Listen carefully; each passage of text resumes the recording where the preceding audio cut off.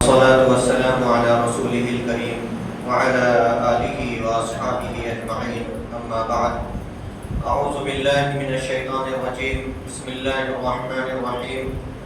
ألف لام را تلك آيات الكتاب المبين إنا أنزلناه قرآنا عربيا لعلكم تعقلون نحن نقص عليك أحسن القصص بما أوحينا إليك هذا القرآن وإن كنت من قبله لمن الغافلين وقال النبي صلى الله عليه وسلم الحياء من الإيمان وقال النبي صلى الله عليه وسلم إذا لم تستحي فاصنع ما شئت أو كما قال عليه الصلاة والسلام. عزیزان محترم، قرآن کریم میں اللہ رب العزت نے ہمیں زندگی گزارنے کے مختلف طریقے بتائے ہیں اور ہماری زندگی کا کوئی ایک شعبہ بھی ایسا نہیں ہے جس کی رہنمائی اللہ رب العزت نے قرآن کریم کے ذریعے سے اور نبی پاک صلی اللہ علیہ وسلم کے ذریعے سے نہ کر دی ہو. قرآن پاک میں مختلف پیغمبر علیہ الصلوۃ والتسلیم کے واقعات کا ذکر کیا گیا ہے، ان کے کردار کو بیان کیا گیا ہے، ان کے اخلاق کو بیان کیا گیا ہے. اسی طرح ایک واقعہ ہے قرآن کریم میں مکمل ایک سورہ میں اس کا تذکرہ کیا گیا، جناب حضرت یوسف علیہ السلام کا تذکرہ. اور اس تذکرے کو، اس واقعے کو قرآن کریم کی زبان میں احسن القصص کہا گیا ہے،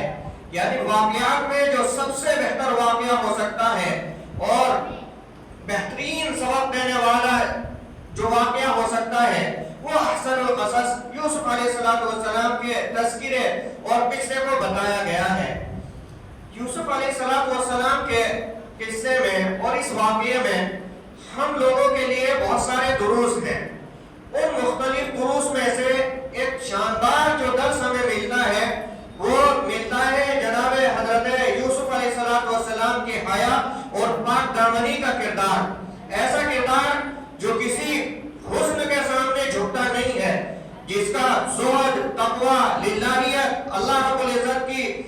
کا خشوع اور خضوع وہ کسی دنیاوی حسن کے سامنے نہیں جھکا ہے، بلکہ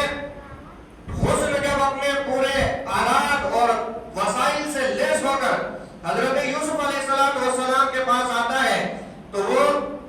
ارشاد فرماتے ہیں قال معاذ اللہ، کہ اللہ کی پناہ ہو، یہ حسن،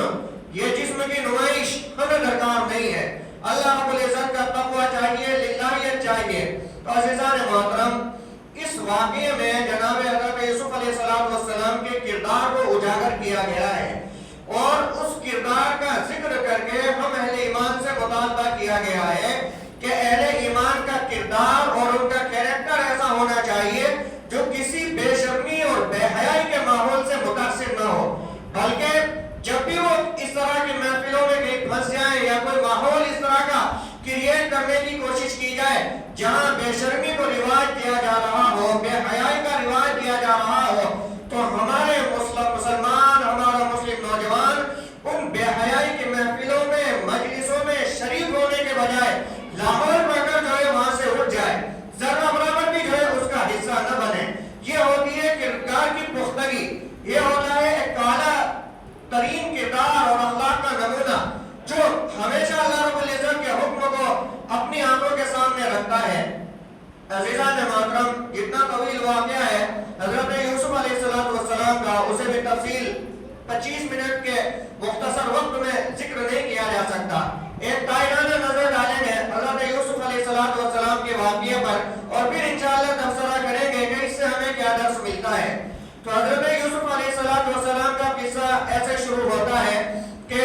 حضرت یوسف علیہ السلام اللہ کے ایک برگزیدہ پیغمبر جناب حضرت یعقوب علیہ السلام کے فرزند ہیں اور یعقوب علیہ السلام کے یوسف علیہ السلام کو ملا کر 12 بیٹے تھے. 12 بیٹوں میں انہوں نے جو ہے کئی سارے نکاح کیے تھے. 2 سگے بھائی جو ہیں وہ ایک ماں سے تھے، یوسف اور بنیامین. تو جناب حضرت یوسف علیہ السلام سے ان کے دیگر بھائی جو دوسری ماں کے تھے وہ حسد اور رقابت کے جذبات رکھتے تھے، کیونکہ حضرت یعقوب علیہ السلام کا گھرانہ اور یہ حضرت اسحاق علیہ السلام کی اولاد، پھر وہ حضرت ابراہیم علیہ نسل سے ہونے والے پیغمبر، ان سب میں جو ہے اللہ رب العزت نے انبیاء کا، پیغمبروں کا ایک مسلسل سلسلہ شروع کیا تھا، ایک چین کی جو برابر چل رہی تھی پیغمبروں کی۔ تو حضرت یعقوب علیہ السلام کے جو 12 بیٹے تھے ان میں یوسف علیہ السلام چھوٹے تھے۔ تو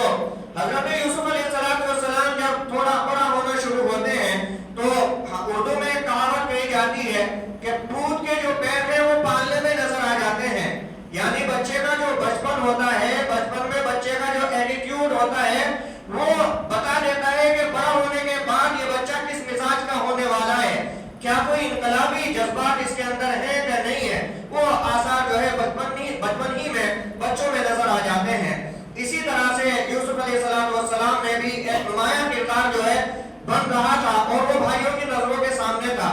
تو بھائی اندازہ لگا رہے تھے کہ بڑے ہو کر غالباً انہیں نبوت ملنے والی ہے، اب رقابت اور حسد کے جذبات جو ہے پیدا ہونے لگے تھے۔ انہی رقابت اور حسد کے جذبات کا نتیجہ نکلتا ہے کہ سارے بھائی جو ہے ایک مجلس سے مشاورت کرتے ہیں، اس میں طے کرنا چاہتے ہیں کہ یوسف کو قتل کر دیا جائے، لیکن ایک اور بھائی جو ذرا نرم گوشہ رکھتے تھے وہ مشورہ دیتے ہیں کہ نہیں، انہیں قتل مت کرو، القوا فی غیابۃ الجب یلتقط بعض السیارہ ان کنتم فاعلین، کہ یوسف کو کسی اندھیرے کنویں میں ڈال دو تاکہ کوئی قافلہ وہاں سے گزرے تو وہ انہیں لے کر وہاں سے چلا جائے، اس طرح ہم ان کا خوف بھی نہیں کریں گے اور وہ ہم سے دور ہو جائیں گے، جب ہم سے دور ہو جائیں گے تو نبوت ظاہر سی بات ہے ہم ہی 10 میں سے کسی کو ملے گی۔ اس طرح کے جذبات رکھ کر یوسف علیہ السلام کو کنویں میں ڈالا جاتا ہے، پھر ایک قافلہ آتا ہے، اس کے ذریعے جناب حضرت یوسف علیہ السلام نکلتے ہیں، اور پھر اللہ کی شان یہ ہے کہ پھر وہ جو قافلے والے تھے وہ ظاہر ہے کہ نوکر تھے جو پہلے آئے تھے قافلے سے پانی کی تلاش میں اور پانی مہیا کر رہے تھے، تو وہ لوگ مشورہ کرتے ہیں یا بشرا ھذا غلام وسرہ بصاحہ، کہ انہوں نے ایک دوسرے کو مبارکباد دی کہ کتنے مزے آ گئے ہیں، اتنا شاندار بچہ ہمیں ایسا خوبصورت ملا ہے، اسے فروخت کر کے ہم بہت سامان جو ہے کما سکتے ہیں۔ تو ان لوگوں نے حضرت یوسف علیہ السلام کو دیگر لوگوں کے ہاتھ جو ہے بیچ دیا۔ اب اس طرح سے ہوتے ہوتے یوسف علیہ السلام عزیز مصر کے دربار تک پہنچتے ہیں اور عزیز مصر یوسف علیہ السلام کو خرید لیتا ہے، اور عزیز مصر کی پارکی جو نظریں ہیں وہ یوسف علیہ السلام کی ذہانت اور ان کی فطانت اور ان کے منفرد کردار کو جان لیتی ہیں۔ پھر عزیز مصر کہتا ہے کہ ہم اسے اپنا بچہ بنا لیں گے، اس کی بھی کوئی اولاد نہیں تھی، اس نے اپنے بیٹوں کی طرح سے جو ہے اپنے دربار میں اسے رکھنا شروع کیا، محل تک جناب حضرت یوسف علیہ السلام کی رسائی ہوئی، پھر جو زنان خانہ تھا اس کی حفاظت اور دیکھ ریکھ کی ذمہ داری یوسف علیہ السلام کے سپرد ہو گئی۔ اب یہ نوجوانی کا عالم ہے، عین وہ عالم ہے جس میں نوجوانی کے جذبات انگڑائیاں لینی شروع کرتے ہیں۔ ایسے وقت میں حضرت یوسف علیہ السلام اپنے پورے حسن و جمال اور پاکیزہ کردار کے ساتھ عزیز مصر کے زنان خانے کی ذمہ داری کو نبھا رہے ہیں۔ وقت گزرنے کے ساتھ ساتھ عزیز مصر کی بیوی حضرت یوسف علیہ السلام کی طرف مائل ہوتی ہے اور فریفتہ ہو جاتی ہے۔ اس کے بعد اس نے وہی ہتھکنڈے آزمانے شروع کیے، یوسف علیہ السلام پر بار بار جو ہے ڈورے ڈالے گئے اور انہیں بہکانے کی کوشش کی گئی، لیکن ظاہر سی بات ہے کہ یوسف علیہ السلام آگے ہونے والے ایک پیغمبر تھے، ایک پیغمبر کے بیٹے تھے اور ایک پیغمبر کے پوتے تھے، اس لیے ان کا اعلیٰ کردار اور مثالی جو شخصیت تھی وہ زلیخا کے حسن کے سامنے پگھل نہیں رہی تھی، وہ مضبوط عزائم کے ساتھ جمے ہوئے تھے اور ڈٹے ہوئے تھے۔ ایک روز پورا اہتمام کرنے کے بعد میں زلیخا کیا کام کرتی ہے کہ تنہائی میں جناب حضرت یوسف علیہ السلام کو بلاتی ہے، اور بلانے سے پہلے اپنے پورے محل کو آراستہ کر کے خود بہت زبردست طریقے سے مزین ہو کے پھر حضرت یوسف علیہ السلام کو جو ہے یہ دعوت دیتی ہے۔ قرآن کریم نے باقاعدہ الفاظ میں ریکارڈ جمع کیا ہے، وَلَقَدْ حُمَّ، پھر اس کے بعد زلیخا نے کہا قالت حیت لک، اب اس کا جو بالکل کلاسیکل ترجمہ ہو سکتا ہے وہ یہاں کھڑے ہو کر نہیں کیا جا سکتا، تو اندازہ لگائیے کہ زلیخا پورے حسن و جمال کے ساتھ جتنے وہ ترکش اپنے تیر کے آزما سکتی تھی اپنے کو سجانے اور سنوارنے کے ذریعے سے پوری طرح سے آراستہ ہو کر پھر اس کے بعد ایک دعوت دیتی ہے جناب حضرت یوسف علیہ السلام کو، اور مومنٹ یہ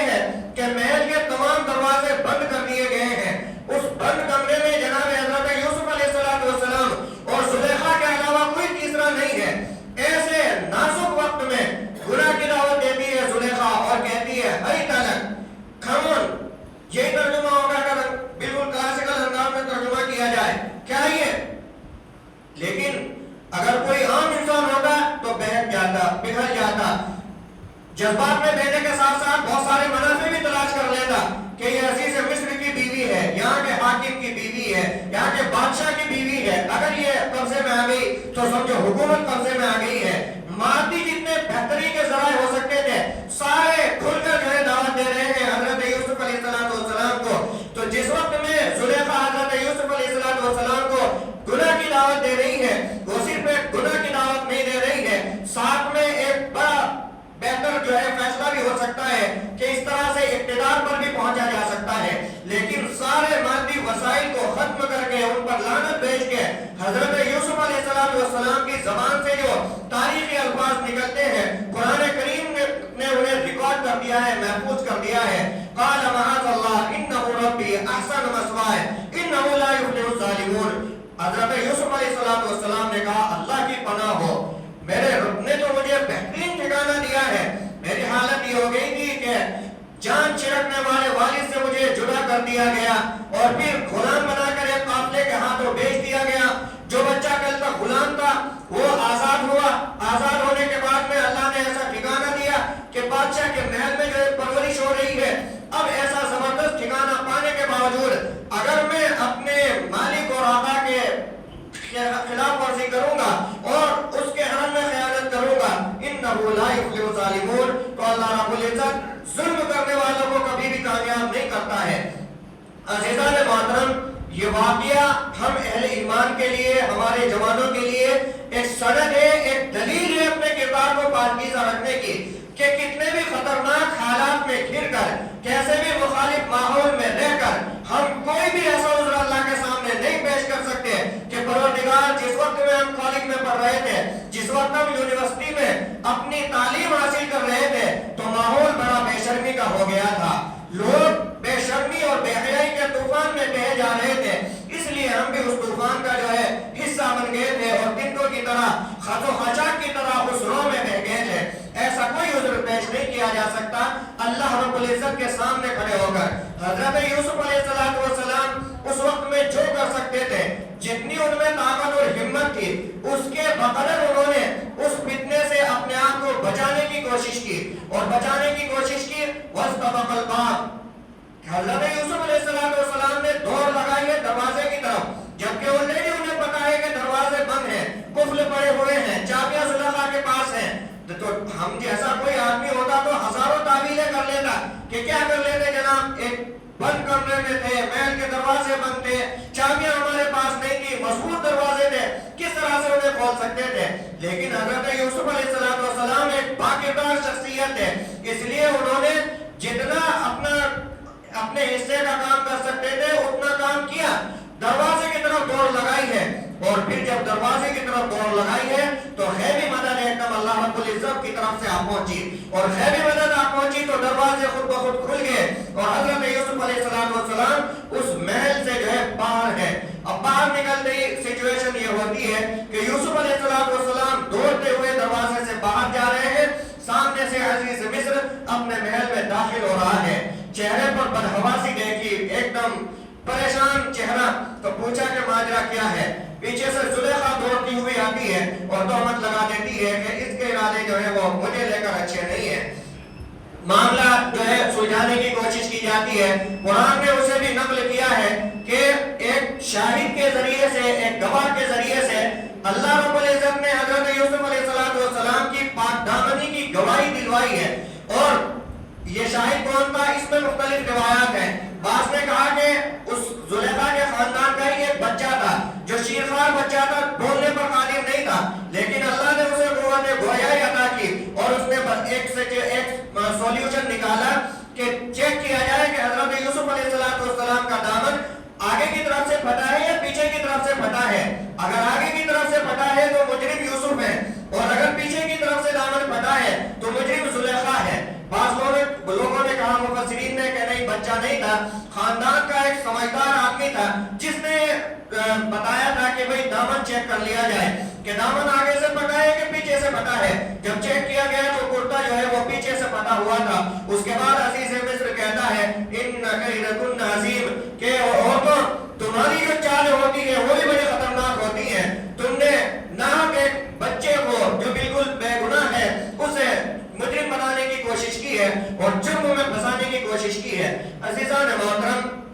حضرت یوسف علیہ السلام کا یہ کردار آج کے موجودہ دور میں ہم سے، ہمارے بچوں سے، مسلم امت کے ایک ایک جوان سے یہ مطالبہ کرتا ہے کہ جب وہ کرے آئیں، آپ کو فیس بک پر اگر فرینڈ ریکویسٹ آتی ہے، انسٹا کے ذریعے سے آپ کو جو ہے شکار بنانے کی کوشش کی جاتی ہے، کالج میں، یونیورسٹیز میں،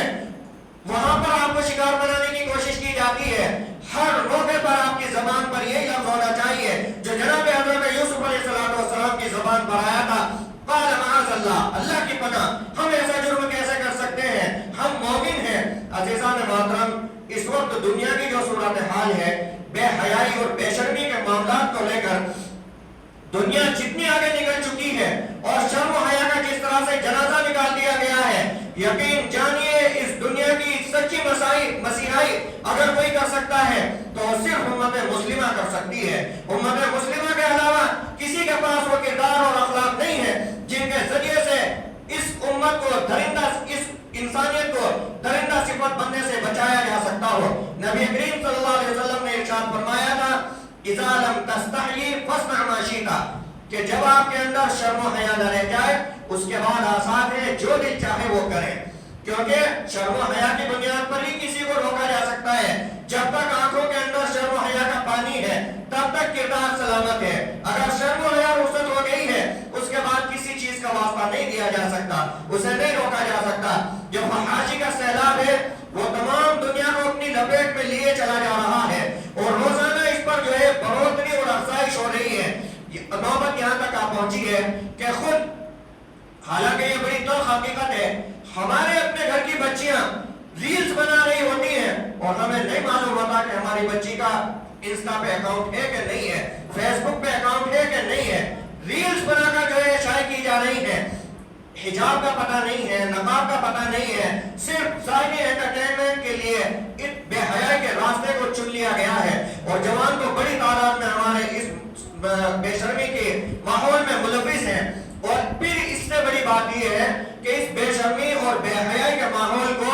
ایک پروفیشنل طریقے سے کیا جا رہا ہے، ایک پیشے سے جوڑ دیا گیا ہے کہ جتنی زیادہ بے شرمی بے حیائی کی ریلز بنائی جائیں گی اتنا زیادہ آدمی کو جو ہے ریچ ملے گی، چینل آپ کا گرو کر جائے گا،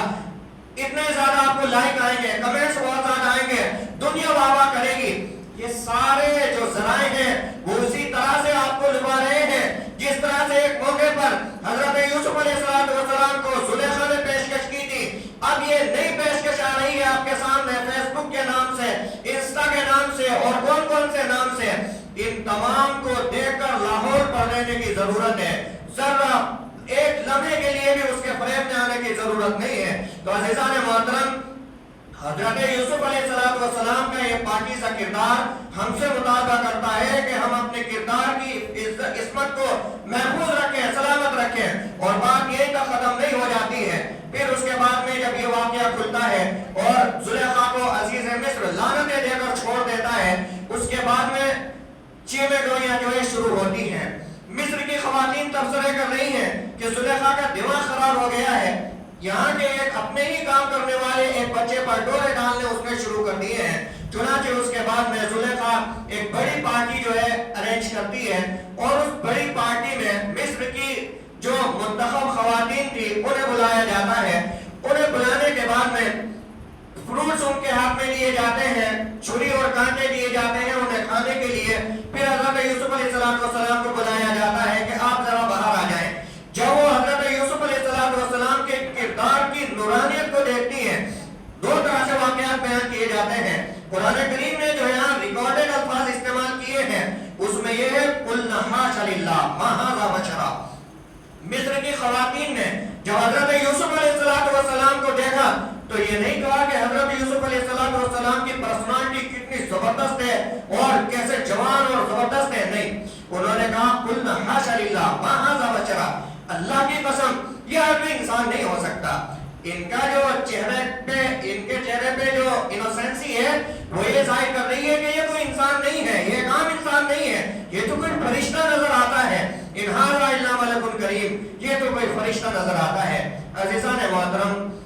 اسی قرآن کریم کی آیت کی روشنی میں ہمیں بھی اپنے چہرے دیکھنے کی ضرورت ہے کہ ہم نے وہ چہرے بنائے ہیں کہ ہمارا چہرہ دیکھنے کے بعد میں کوئی کہہ سکتا ہو کہ یہ آدمی جو ہے ہمارے ساتھ دھوکہ نہیں کر سکتا، یہ آدمی ہمارے ساتھ فریب نہیں کر سکتا۔ بڑا مشہور واقعہ ہے سیرت رسول اکرم صلی اللہ علیہ وسلم کا۔ ایک موقع پر مکے سے باہر جو ہے ایک قافلہ آیا جو اونٹ فروخت کرنے کے لیے آیا تھا۔ اللہ کے رسول صلی اللہ علیہ وسلم مکہ سے باہر گئے، اونٹ خریدے۔ اتفاق تھا کہ رسول کریم صلی اللہ علیہ وسلم کے پاس پیسے نہیں تھے۔ اللہ کے رسول صلی اللہ علیہ وسلم نے ان لوگوں سے کہا کہ اس اونٹ کے پیسے میں 2 روز کے بعد آپ کو دیتا ہوں واپس آنے کے بعد میں۔ تو جو یہ سامان فروخت اونٹ بیچ رہے تھے ان کا مین ذمہ دار اس وقت موجود نہیں تھا، لیکن اس کے جو مینیجرز وغیرہ رہے ہوں گے انہوں نے اعتماد کر کے دے دیے اور اونٹ لے کر اللہ کے رسول صلی اللہ علیہ وسلم جو ہے مکہ آ گئے۔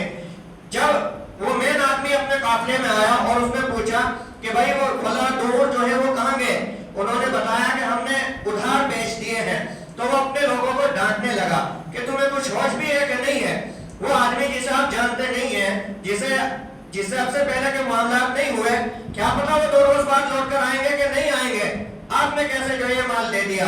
اس قافلے میں کچھ خواتین بھی تھی۔ ایک خاتون نے جو ہے اپنا چہرہ نکالا اپنے خیمے سے اور زور سے کہا کہ فکر نہ کریں، اگر وہ آدمی